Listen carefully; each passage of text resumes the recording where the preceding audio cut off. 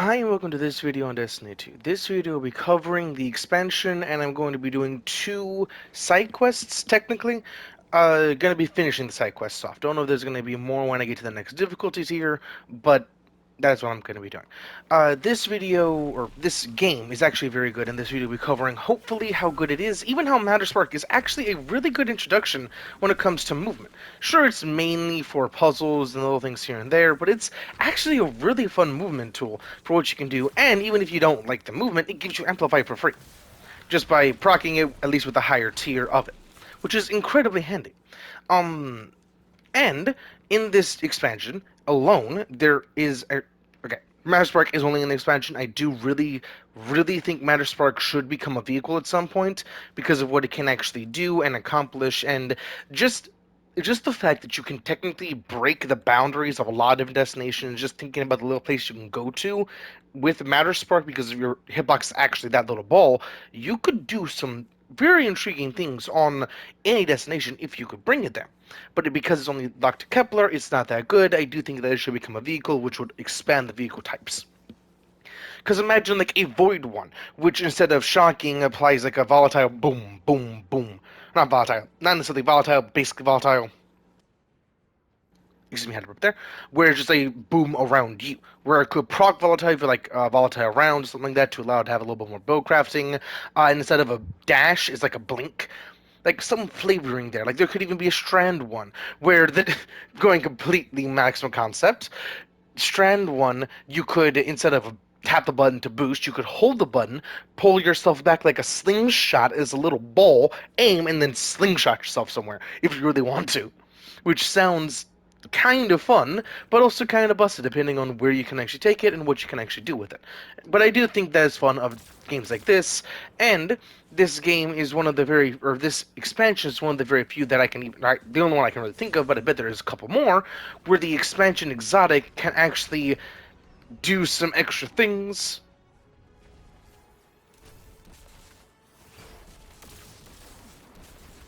Like allow you to get into places you otherwise shouldn't be able to.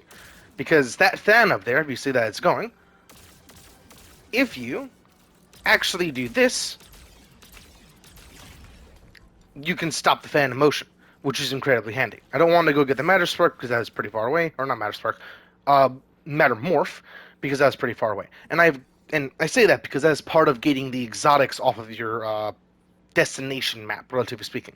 Because each one of those gives you different things. Some of them give you fragments of catalysts, some of them outright give you catalysts. It's actually pretty cool. Don't know what these two do and how to open them because they are locked behind force fields, which is really intriguing to try and figure out.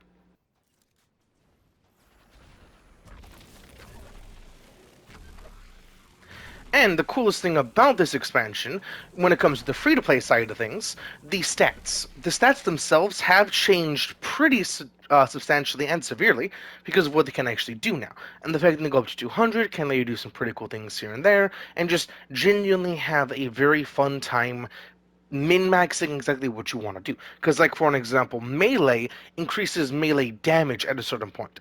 Up to 200%, or, okay, at 200 in the melee stat, you get about a 30% multiplicative damage stack, which is very handy when it comes to melee builds, and that also does apply to the glaive melee. And if you don't know what glaives are, I will actually show those off, because I do want this to be very good for new players and old players. They are big, shooty pokey sticks.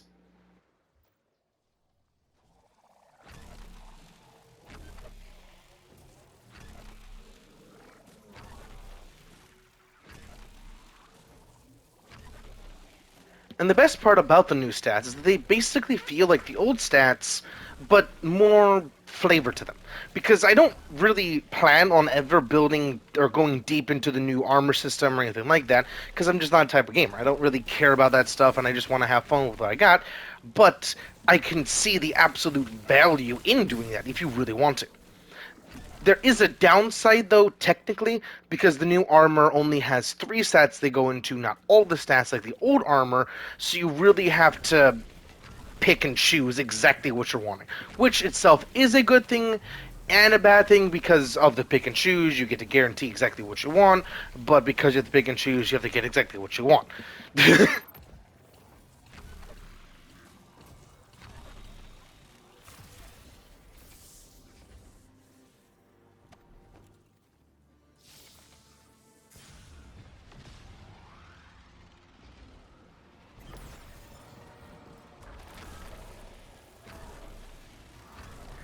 And if you're a story person, this story is actually very fun. And the fact that what that train actually did and is just very, how to put this, fucked up, but also very cool at the same time. Because, spoiler, or I'm gonna say this as spoiler free as I can. It technically killed somebody that everyone knows, new or old player, which is really fucked up because that was on purpose to get them to do something later, which is very, very nine. They are a group of assholes, for lack of a better word. And if you don't know, the Nine are interdimensional entities, for lack of a better word, that go from the sun, which is nine, all the way through. And I believe, yeah, the sun is nine, which I thought, yeah, three is Earth, but it shouldn't be like that because it's away from the sun, and nine is the sun. Technically, there should be one. I don't know exactly the number scheme for the nine, but I know that each one is technically a planet in the solar system that ish they're stuck to the gravity well of each planet to allow them to basically be part of the planet, to allow them to have jurisdiction, relatively speaking, over the planet, kind of like they own it. Which is why I thought that three was Earth, because they say Earthborn or Threeborn or something around those lines. Not exactly three born, but three made. And they do talk about three gifting different things from and different things like that. I do think three is Earth, but I don't know for a fact.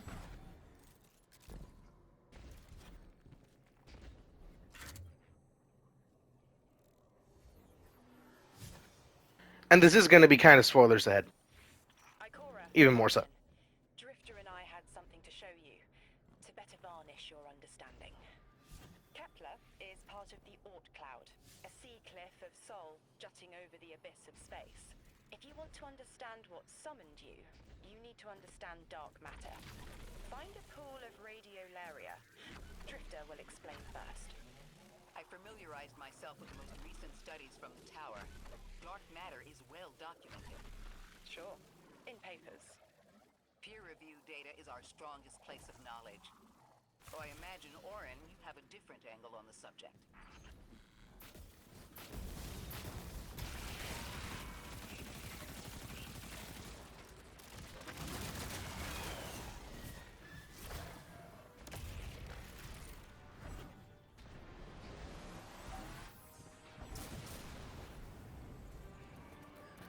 Also, something kind of cool about this game in general, the reason why swords have ammo is because they're not actually swords. You're not swinging and cutting with the blade's edge, you're cutting with what it emits, which is why swords have ammo in this game. Because look, when you swing, there's that blue sheen in the air. And if you have a purple or a void sword, it's a purple sheen, different things like that, because it's technically like more of a syringe. At least that's how I like thinking about it.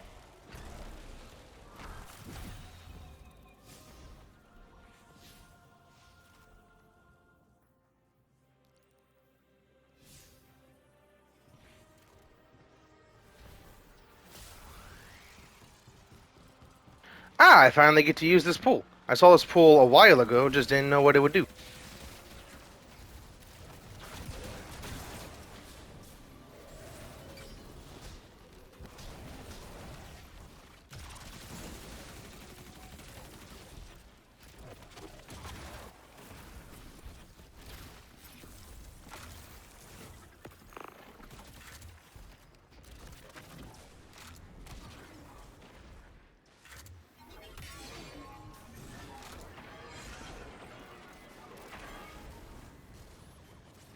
And one of the funnest things to me about this expansion is the fact that certain enemies can actually drop extra loot.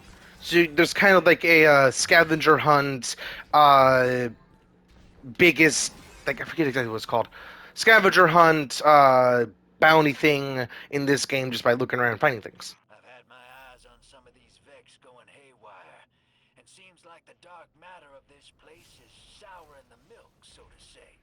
Once the stuff gets near Vex milk, the Vex become disconnected from the collective, and then go nuts before they slowly die off. Like a cordyceps. Okay. If you don't know, cordyceps is an actual fungus that, or real life fungus, that is technically the reason in The Last of Us why everything went to shit, but it kind of does the same thing in actuality, but instead of to humans, it does it to ants. Which is why the cordyceps virus or cordyceps fungus, is actually so scary. Becoming disconnected due to dark matter influence implies some part of their biology is aware of its presence. It is, even when limited to 3 dimensions. Forgive me for only considering 3. We are dealing with 2 separate problems connected by the Nine. Dark matter, which is what they are, and time, which is what they shift.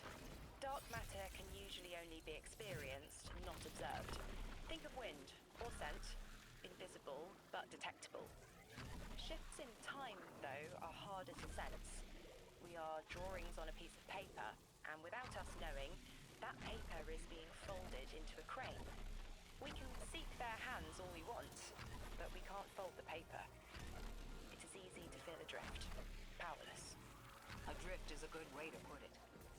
If we can see the unseeable here, maybe we'll see what shaped our path, too. We're facing this together, Orin.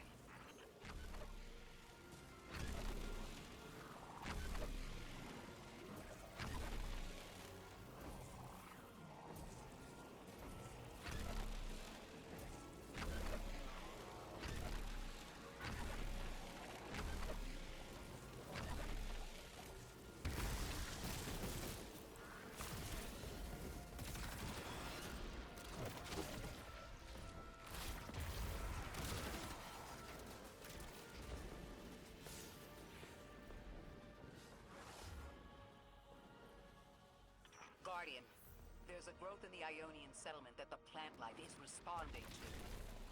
This interaction is arresting. Cattleya Rex. Beautiful. We'll have to send additional researchers for further study of the interaction between transdimensional matter and material flora. Once I can wrangle my proprioception out of the 6th dimension and stop my skin from shifting squares on the periodic table, maybe I'll write you a paper on it.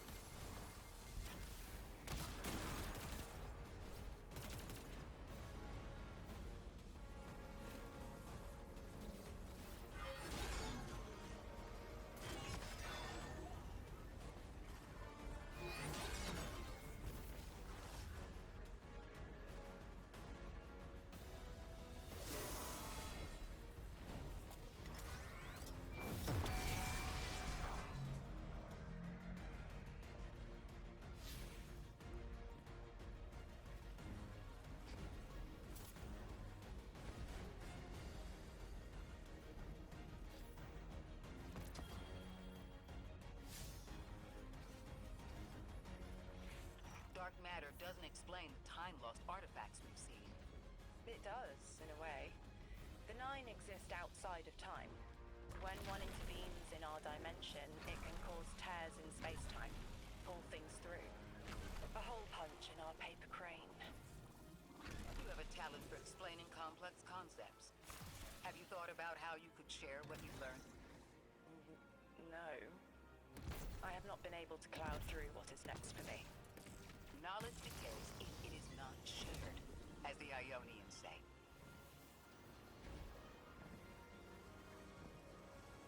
What do you miss most, Orin, now that you're not the emissary? My media file collection.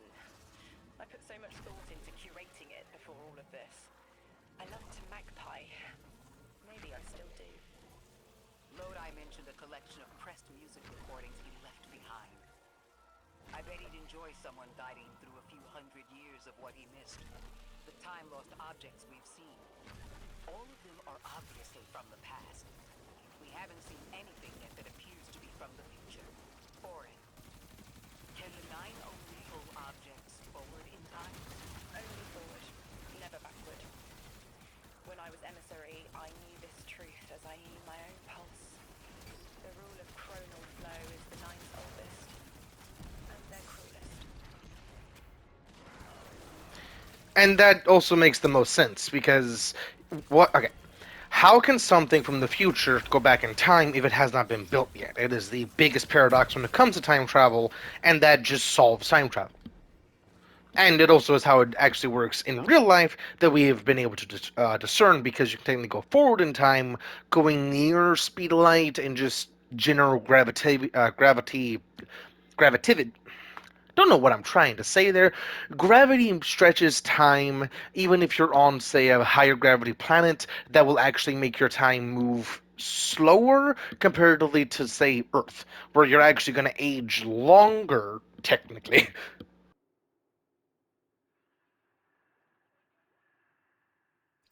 The Nine on the other side of the altar is connected to the singularity, but they aren't one and the same. I don't see why they would seek to create a black hole, but their goals are different from ours. We have no sway over them. Can you blame me for wanting to try? Of course not. We've both been fortunate to learn about the world from the safety of the tower, and to learn about it from underneath our skin. Then share that knowledge. There's a place and a future for you, Orin. Teach humanity what we cannot learn from study. The future. I would like that.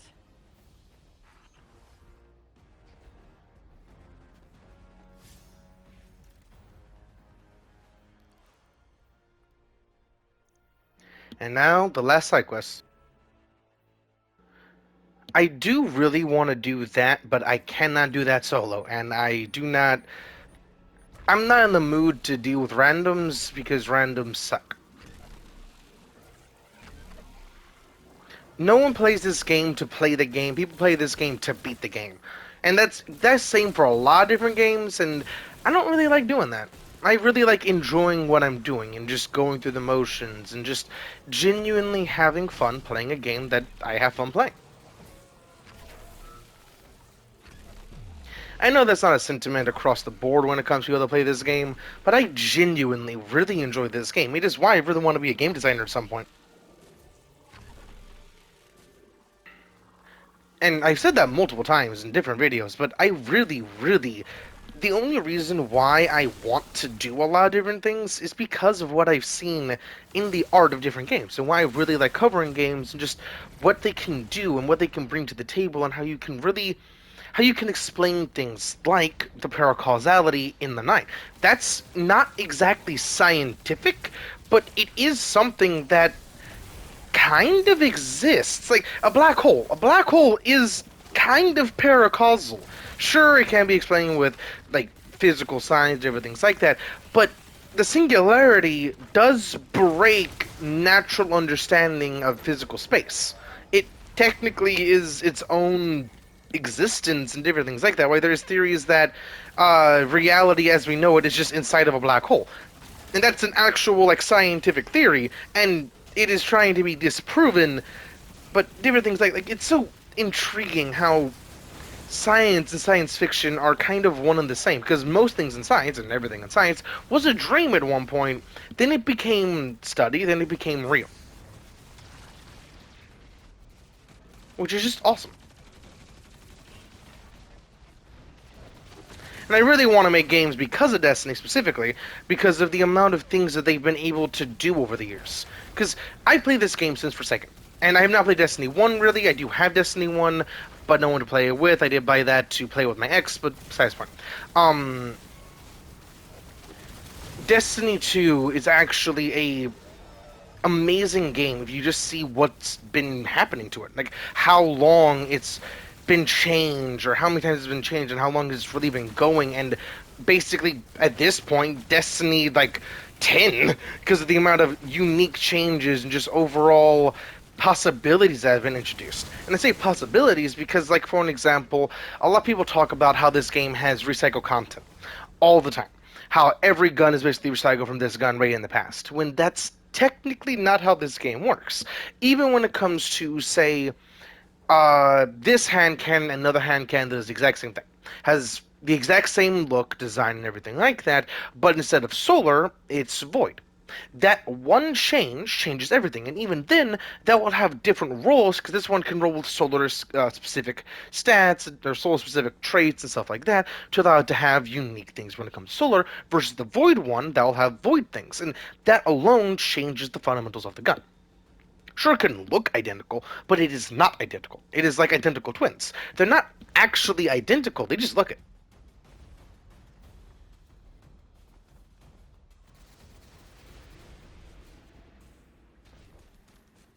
I can reacquire Matter Spark 2?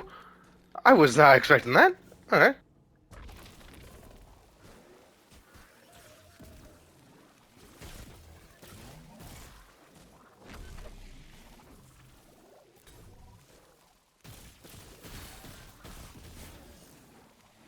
Matter Spark 2 is the one that allows you to have the big boom that I really enjoy doing. And going back to the concept of multiple different Matter Sparks, or ball forms, technically, because Matter Spark implies arc, which is pretty cool, but the Void one could, instead of being that big boom of damage, could still be a big boom of damage, but just purple. Could also apply, like, Weaken or something. Also, the shocks from this do blind, which is why I do think that the sparks could do something in, or with a void one or something that does something more void related.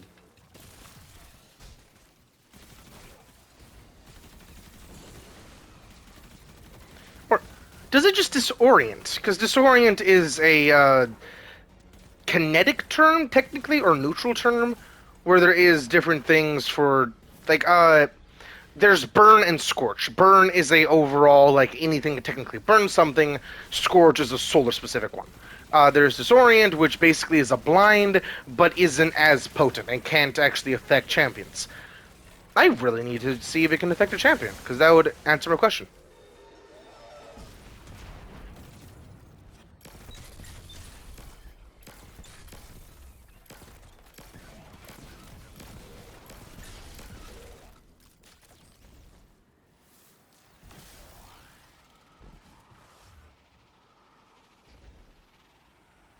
I thought that was a door down there.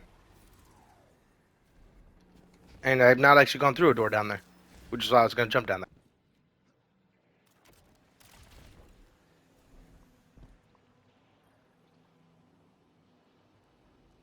Guardian, I think I've made a mistake. Lodi and I were talking. Now that conversation reeks of sulfur. That sounds unpleasant. I should have noticed it sooner, before the conversation spoiled into argument. But I didn't. I pushed him, and he stormed off into the hills. I tracked him to here and set a beacon to signal him, but he hasn't responded. Find him. Send us his last known heading. We'll find him. I assumed it was going to be this way, and I assumed wrong.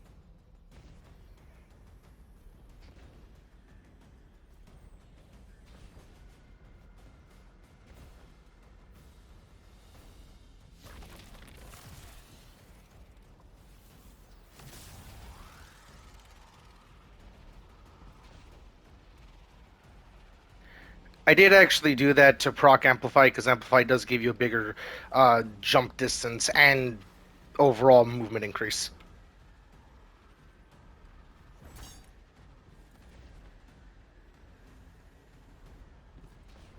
The only downside is you have to stay in motion to keep it.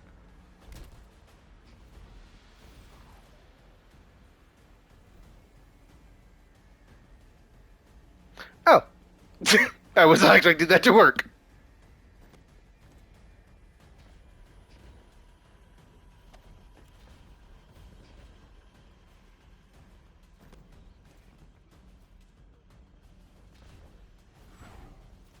Well, good to know. I can actually just sneak underneath that instead of going all the way up and over.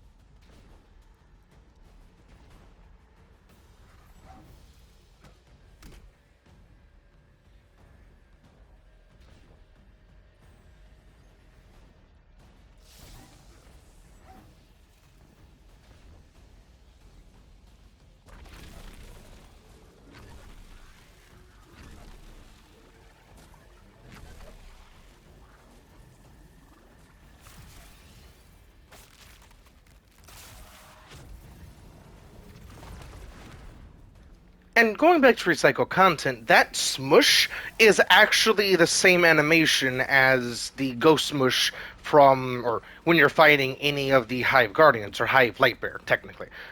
But at the same time, that isn't really that bad of a thing to be recycled. Because you have to really squish that, I bet. And that animation does emphasize how heavy you're squishing that, or how just forceful you are. Like when you're squishing a ghost.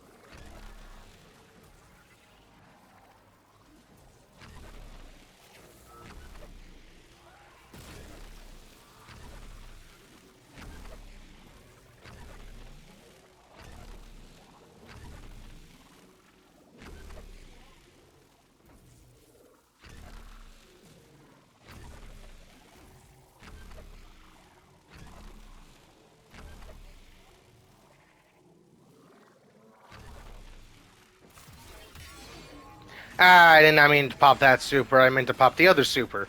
The ball one. But you know what? I'll take it.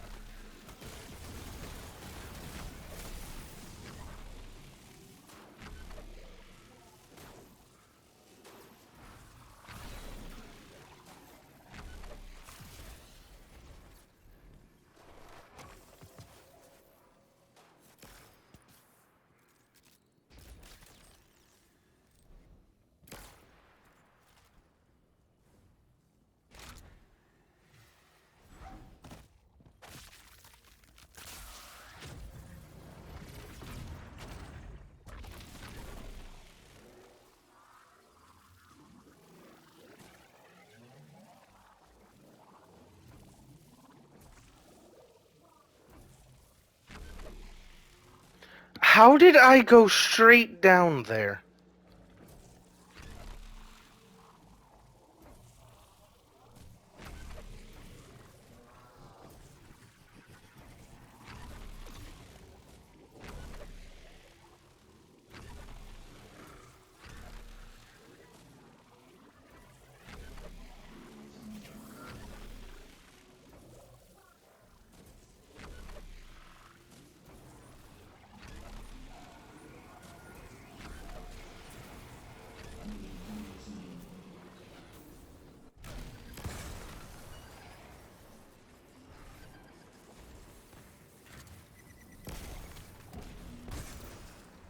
shit.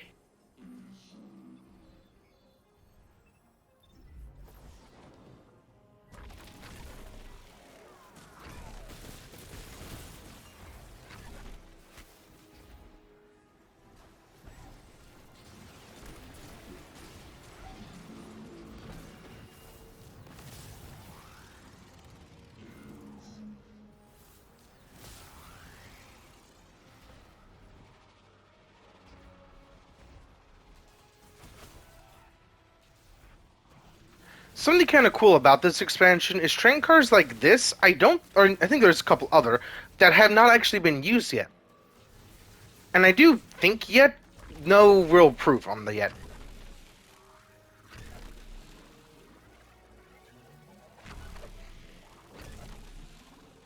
As in, I don't know if they're going to be used in the future.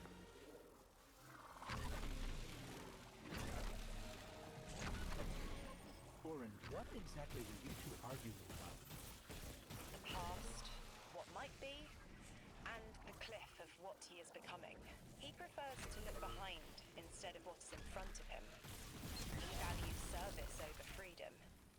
I've already made that mistake for him. He's going through a lot. Maybe we can approach him with a little more tact. Orin, we're here, but I don't see Lodi. But his scent, lost in time, hanging on brass and polished sand. Okay. Guardian, I think she means that monument. And next to it, brass and sand must be the time-lost telescope. If Lodi was here, maybe we can get a lead from those. Orin sent you after me. It's nice to see people get worried when you disappear. I'm not actually going anywhere. I needed to look up at the stars and clear my head, but then the Vex turned up. Anything we can help with? Talk this out with me. Orin keeps telling me that I can't go back home. That if I join 3, I'll lose myself. I don't know if I believe that. That who we are before doesn't matter. If it did, 3 could have picked anyone. But it was me. I understand. Sometimes I feel that way about the Traveler. It has a purpose beyond me. But it chose me. And I chose the Guardian. The choice matters. That it was you matters. Even Orin held on to pieces of herself as an emissary. That's what the Drifter says. We all got North Stars. Speaking of, you can find the North Star from where you're standing. See it? Okay, 2 things. 1, I actually dance like this IRL, which is why I really like this dance. 2nd, or kind of, and I do actually like Rick Astley's Never Gonna Give You Up because it is just a gorgeous song if you actually listen to it. Most people think that it's just a Rick roll, it's not really good. It really is good. But, 2nd, how did the Traveler choose the Guardian, or choose the Ghost? Because the Ghost was just kind of spawned from the Traveler. That opens a whole different type of thought. That's the one. Polaris. You know, my father taught me to fly an old Duster as a boy. I was an aerial surveyor during, well, we often flew at night. Stars were important. My old man used to tell me, nations are built by service. Drilled that phrase. Now, I didn't want to kill anyone, but I could help get a clear view of a target, make sure it was the enemy, and help minimize collateral. Then my eyesight didn't hold, and I washed out. I thought I had my whole career planned out, and then gone in a haze. I took longer than I should have, finding my way there and home again by the stars as much as my instruments. I remember being worried the stars never looked the same from the ground, but you orient yourself right, and there they are. Okay, the reason why I knew that would work is because of the exotic quest that this is actually part of. I really enjoy this expansion, because no other expansion has done shit like that. Oh, that was actually part of it! Our crew used to joke that we were sighting targets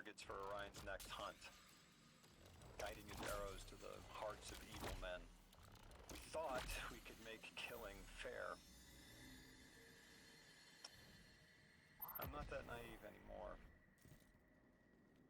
But as an emissary, I could still put a finger on the scale. A check.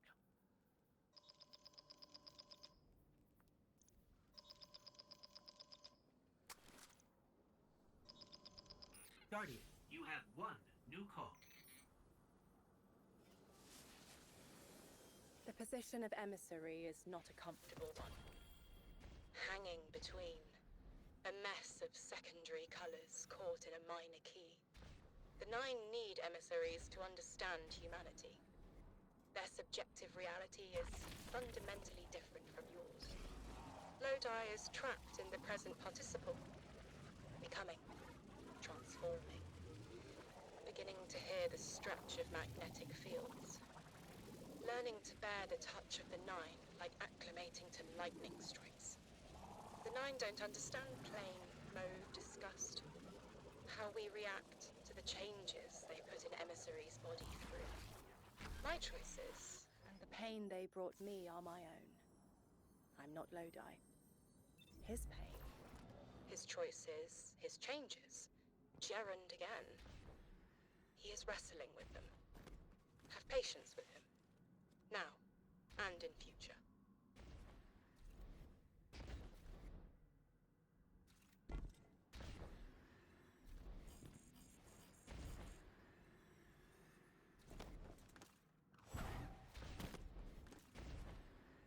Hell yeah, I saved it.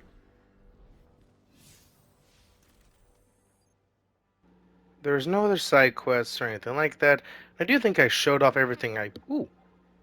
How much longer do I got? That was only about 40. I'm actually going to do a run of this.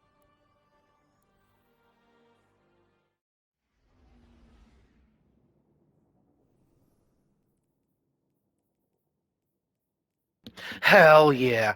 Got my first piece of bonus power.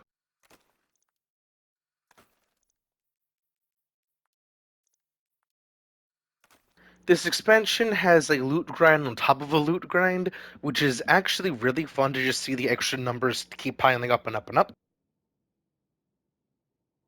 Excuse me, had a burp there. Which I thoroughly enjoy, even though I don't really want to grind out any specific thing. Which is very fun. And the reason why it has that is because it's technically bonus seasonal power, or seasonal bonus power, which you can actually read that.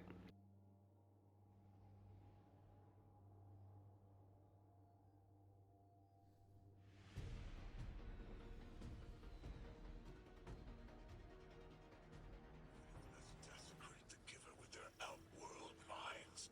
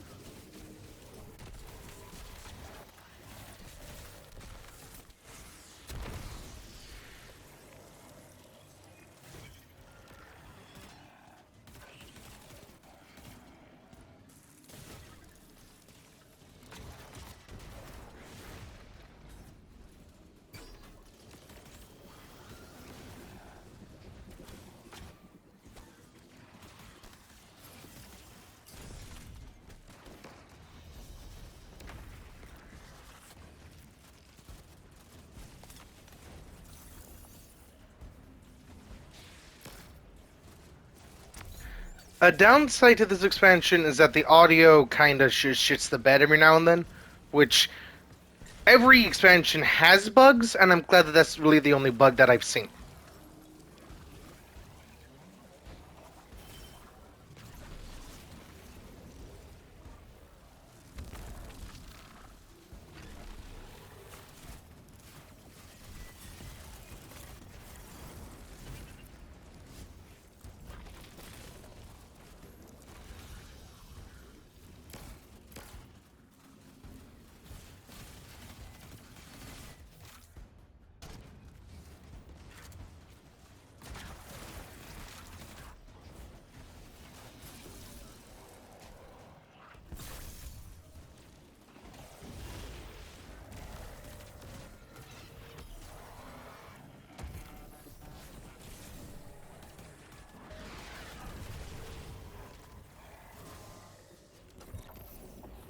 I heard a brig land. Don't know where it landed. Oh, there you are.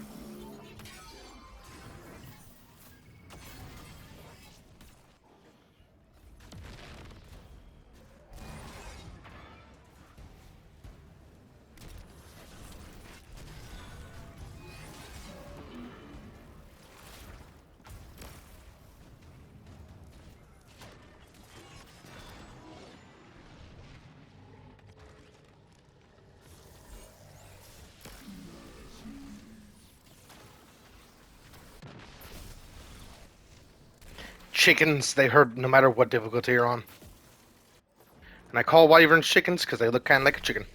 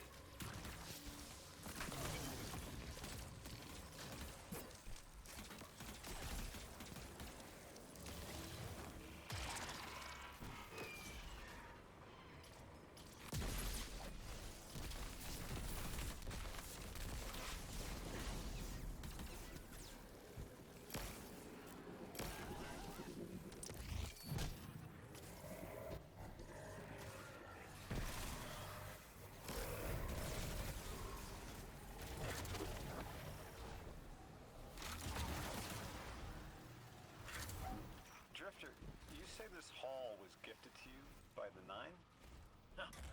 They gifted me the hall like they gifted you a free vacation.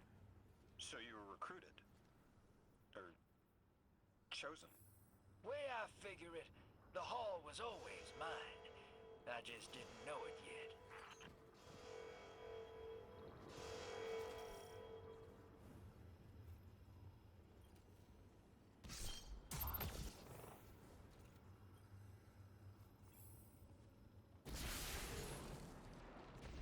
Three courses of dark matter down.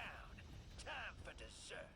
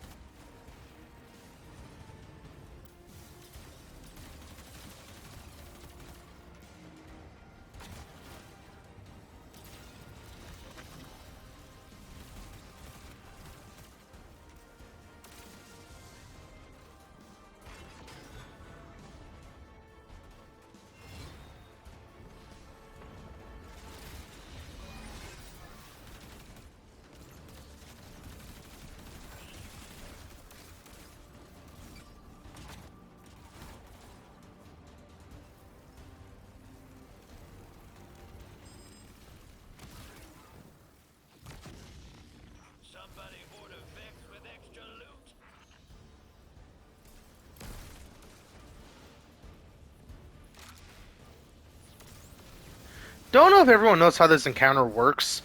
This one actually works kind of like Gambit.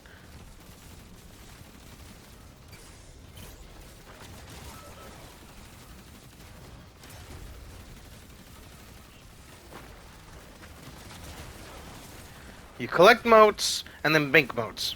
Very similar to Gambit.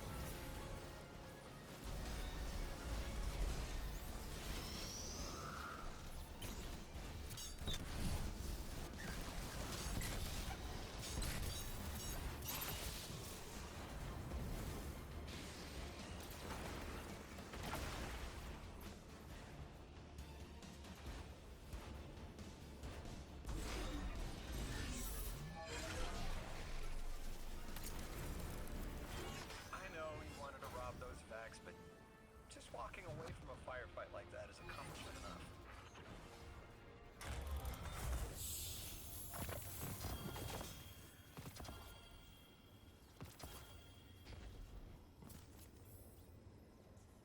Well, I hope y'all enjoyed the video, and I'll catch you on the next one.